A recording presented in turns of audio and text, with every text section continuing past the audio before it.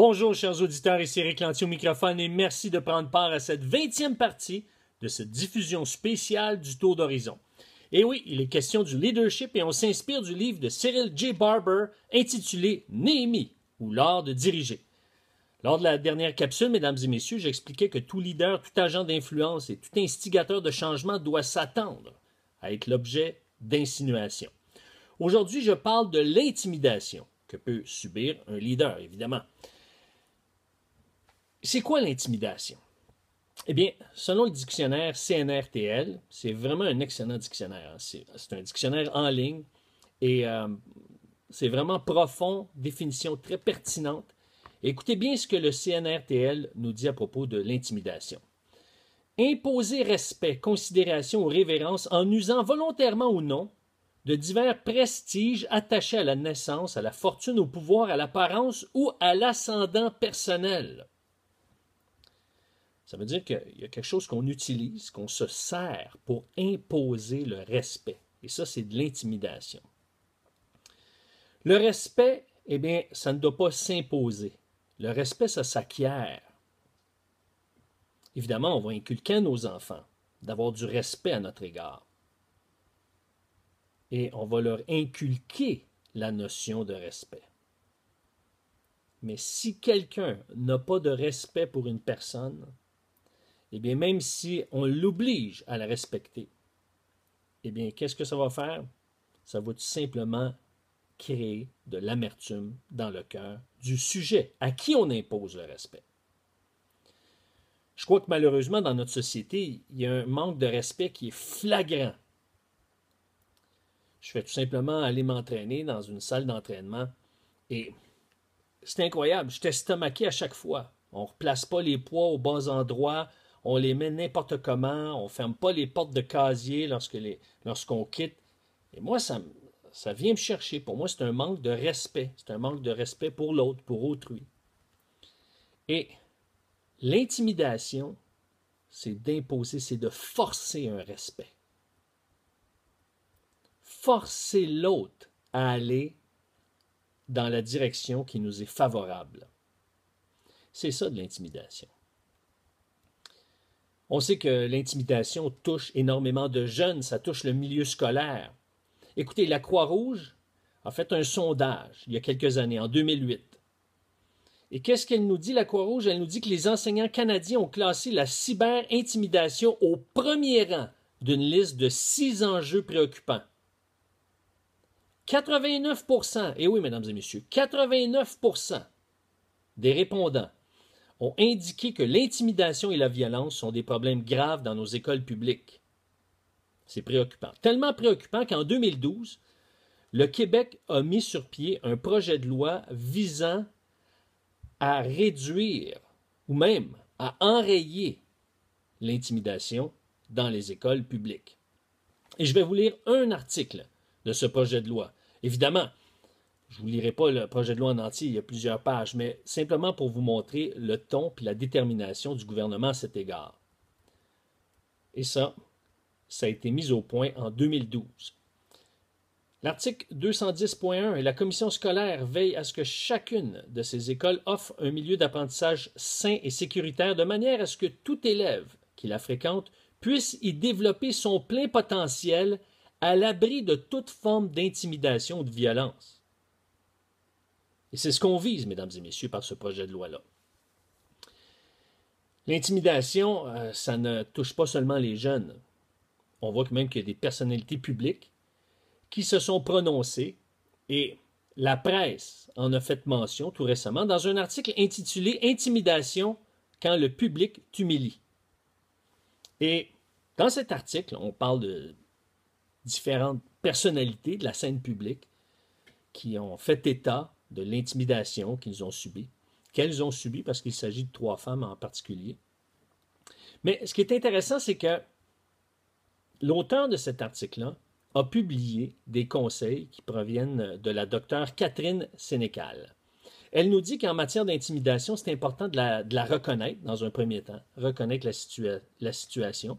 Ensuite, d'adresser le problème à la personne qui nous intimide. Et ça, c'est important.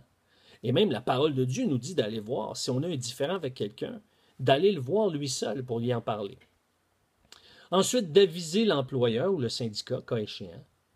Et, s'il n'y a rien qui change à ce moment-là, de mettre sur papier les faits, les lieux, les moments, et, s'il y a des témoins, mettre le nom des témoins à ce moment-là, dans un dossier.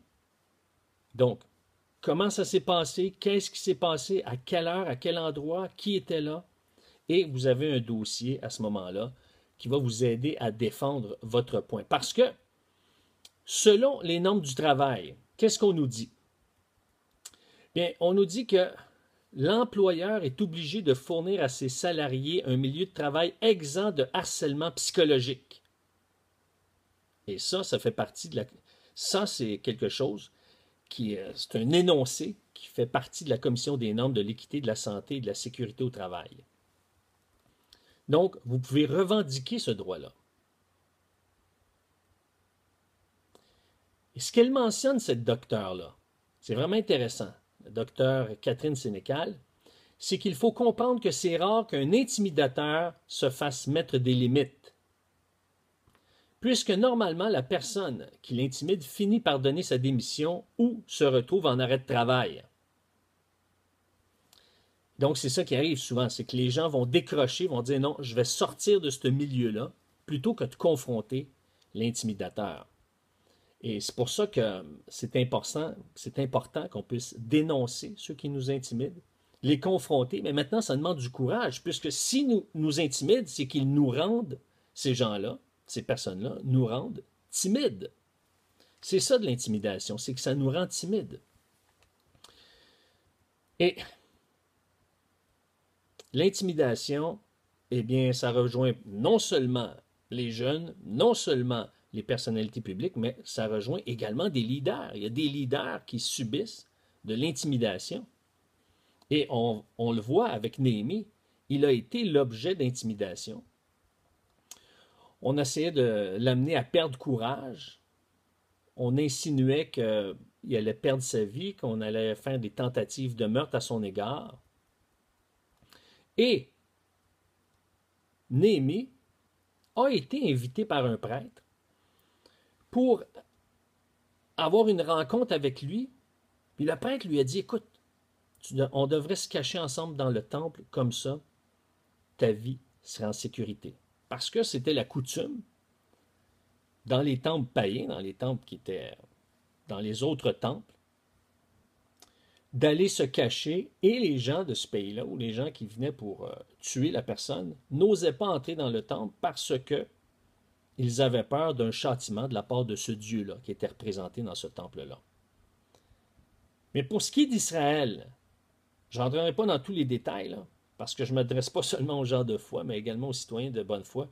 Mais il y avait des sections dans le temple où est-ce qui était réservé, par exemple, aux prêtres, et une section qui était réservée aux grands prêtres, aux souverains sacrificateurs qu'on appelle. Et donc, si Néhémie était entré là, il aurait fait preuve de lâcheté, et non seulement de lâcheté, mais de non-respect de la loi.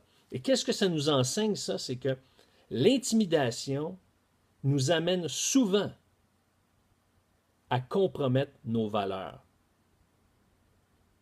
À compromettre.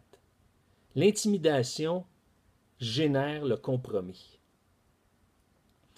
Et pour contrer cela, eh bien, ça demande du courage.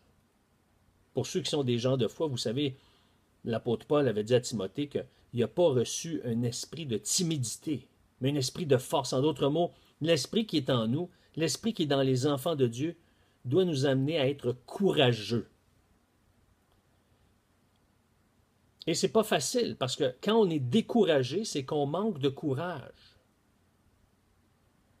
Et Néhémie, lui, parce qu'il était un homme courageux, parce qu'il était un homme de foi, savait vers qui se tourner. Et c'est intéressant parce que, savez-vous quoi, Néhémie va dire ici,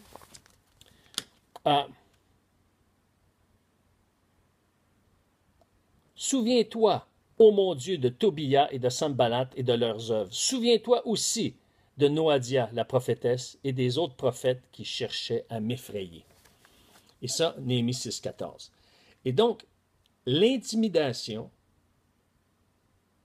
dans plusieurs cas, cherche à effrayer la victime. Pourquoi?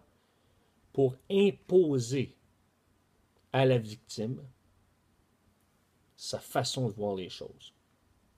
L'intimidateur veut imposer à sa victime sa façon de voir les choses. Et c'est pour ça que ce qu'on a besoin, c'est du courage.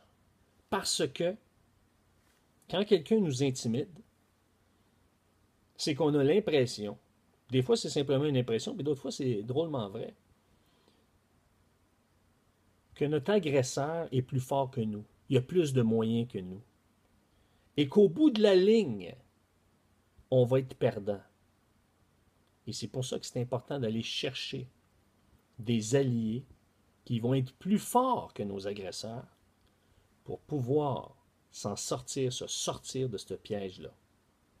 Mais comme le soulignait la docteure, Mme Sénécal, eh bien, malheureusement, les intimidateurs ne sont pas souvent confrontés. On les fuit plutôt que les confronter. Pourquoi? Parce qu'ils nous font peur. Et Néhémie, lui, a été une inspiration en ce qu'il a confronté celui qui voulait l'intimider. Mais ça n'a pas empêché que lui, devant Dieu, a été voir Dieu, puis a dit, ils ont essayé de m'effrayer. Et donc, ça peut être effrayant, ça peut être apeurant de vivre de l'intimidation. Et c'est ça qui est déchirant. Et si on peut être une source d'appui envers ceux qui sont intimidés, eh bien, on aura aidé quelqu'un à sortir de ce malheur-là. Et c'est intéressant de voir que Néhémie est une inspiration parce que s'il avait été dans le temple, eh bien, il aurait donné raison au peuple d'arrêter de travailler et le peuple finalement n'aurait pas fini de reconstruire la muraille et le peuple aurait été continuellement à la merci de leurs adversaires. Et ça prenait un homme courageux pour se tenir debout contre l'intimidation, de ne pas se laisser intimider. Et parfois, ça prend seulement une personne. Et cette personne-là, est-ce que c'est toi? Est-ce que c'est toi qui vas se tenir debout et qui va résister à l'intimidation? Tu vas aller chercher les outils, les moyens, les personnes, les ressources pour passer au travers. Lors de notre prochaine capsule sur le leadership, il sera question d'un type de leadership. Quel type es-tu? Est-ce que tu es un type orienté vers la tâche ou vers les relations humaines? Eh bien, il semble que même si on a différents profils de leadership, on peut néanmoins être soit centré sur la tâche ou centré sur les relations. Et c'est ce qu'on va parler lors de notre prochaine capsule. Avant de clore cette émission, j'aimerais vous mentionner ceci. Si vous désirez réentendre ce tour d'horizon ou le faire parvenir aux gens de votre entourage, vous n'avez qu'à vous rendre au www.ericlantier.net. C'est le www.ericlantier.net. Sur ce, chers auditeurs, je vous dis à la prochaine.